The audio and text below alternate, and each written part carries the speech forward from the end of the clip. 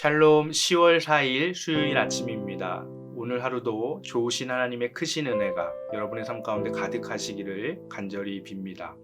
오늘 함께 볼 말씀은 열왕기상 12장 12절에서 14절까지 말씀입니다.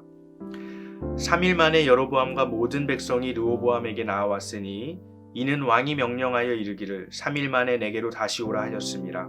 왕이 포악한 말로 백성에게 대답할세 노인의 자문을 버리고 어린 사람들의 자문을 따라 그들에게 말하여 이르되 내 아버지는 너희의 멍에를 무겁게 하였으나 나는 너희의 멍에를 더욱 무겁게 할지라. 내 아버지는 채찍으로 너희를 징계하였으나 나는 전갈 채찍으로 너희를 징치하리라 하니라. 아멘. 어제 큐티 본문 열왕기상 12장 1절 이하에 보면 온 이스라엘이 세겜에서 솔로몬 왕을 이어 그의 아들 르호보암을 왕으로 추대하기 위해서 모였습니다. 그때 솔로몬 왕을 피해 애굽으로 피신해 있었던 여로보암과 온 이스라엘의 백성들이 르호보암 왕 앞에 나와 말했습니다. 솔로몬 왕은 우리에게 너무나 무거운 짐을 매게 했습니다. 당신이 그 짐을 가볍게 해주신다면 우리가 당신을 왕으로 섬기겠습니다. 르호보암 왕은 이들에게 3일 후에 대답해 줄 테니 그때 다시 오라고 말했습니다. 3일 동안 르호보암 왕은 자신의 신하들에게 자문을 구하며 고민했습니다. 먼저 솔로몬 왕을 오래 모셨던 늙은 신하들에게 자문을 구했습니다.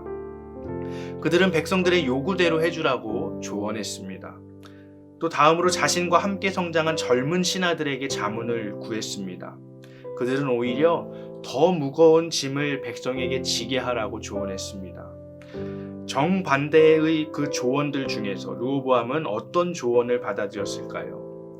이제 3일이 지난 후 다시 온 여로보암과 온 이스라엘 백성들이 르호보암 앞에 나아왔습니다. 르호보암은 젊은 신하들의 조언대로 백성들의 요구를 받아들이지 않았습니다. 르호보암은 백성들의 신음과 고통 소리에 공감하지 못했습니다. 그는 솔로몬 왕보다 더욱 죄악적인 왕이 되어서 더 무거운 짐을 지게 하겠다고 백성들 앞에서 선포했습니다. 이 일로 결국 이스라엘은 남북으로 분열되고 말았습니다. 르호보암의 잘못된 선택으로 이 남북 이스라엘이 분열된 것에 대해서 성경은 이 일이 하나님에 의해서 말미암은 것이라고 말합니다. 15절 전반절에 왕이 이같이 백성의 말을 듣지 아니하였으니 이 일은 여호와께로 말미암아 난 것이라. 솔로몬 왕의 타락과 불순종에 대한 하나님의 심판이라는 것이죠. 그러나 그렇다고 르호보암의 책임이 없어지는 것은 아닙니다.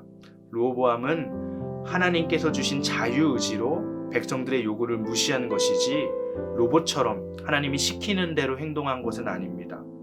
그렇다면 왜 르호보암은 이런 선택을 했을까요? 르호보암은 어릴 때부터 왕자였고 아버지 솔로몬이 이룬 부귀영화를 당연한 듯 누리며 자랐습니다. 백성들의 고열을 짜내는 아버지 솔로몬의 제왕적인 통치를 옆에서 보고 자랐습니다. 아마도 그는 그런 특권을 포기하기 싫었을지 모르겠습니다.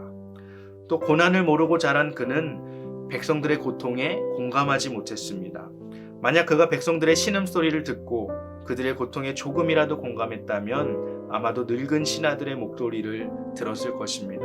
하지만 그는 백성들의 고통에 공감하지 못했고 자신이 가진 특권을 누리기만을 원했습니다. 생각해보면 솔로몬 왕은 처음에 하나님 앞에 지혜를 구했었습니다. 지혜는 듣는 마음을 의미합니다. 하나님의 목소리와 백성들의 목소리를 듣는 마음입니다. 처음에 솔로몬은 당시에 사람들에게 업신여김을 당했던 창녀의 고통에도, 다시 말해서 가장 낮은 자들의 고통에도 공감할 줄 아는 왕이었습니다. 그러나 솔로몬은 듣는 마음을 잃어버리고 타락하고 말았습니다. 백성들의 고열을 빨아먹는 제왕적인 왕이 되고 말았습니다. 마치 이스라엘 백성들을 노예 삼았던 애굽의 바로 왕처럼 말입니다. 그리고 지금 그의 아들 르호보암도 마찬가지입니다. 르호보암에게도 듣는 마음이 없습니다. 그는 백성들 위에 군림하는 제왕적인 그런 왕이 되고자 합니다. 그러나 백성들의 고통에 공감하지 못하는 왕은 결코 하나님께서 원하시는 왕의 모습이 아닙니다. 겸손히 하나님과 백성을 섬기는 왕을 하나님께서는 원하십니다. 그리고 하나님은 바로 그런 모습으로 예수 그리스도의 모습으로 우리에게 오셨습니다. 사랑하는 여러분, 오늘 나는 다른 사람들의 고통에 민감합니까? 공감하며 듣는 마음이 나에게 있습니까? 바라기는 오늘 하루 섬김의 본이 되신 예수 그리스도를 따라 다른 사람들의 고통을 지나치지 않는 모습으로 살아가는 저와 여러분들이 되시기를 주님의 이름으로 축복합니다. 이 시간 함께 주기도문으로 기도하겠습니다. 하늘에 계신 우리 아버지여, 이름이 거룩히 여김을 받으시오며 나라가 임하시오며 뜻이 하늘에서 이루어진 것 같이 땅에서도 이루어지이다. 오늘 우리에게 일용할 양식을 주시옵고 우리가 우리에게 죄 지은 자를 사하여 준 것 같이 우리 죄를 사하여 주시옵고 우리를 시험에 들게 하지 마시옵고 다만 악에서 구하시옵소서. 나라와 권세와 영광이 아버지께 영원히 있사옵나이다. 아멘.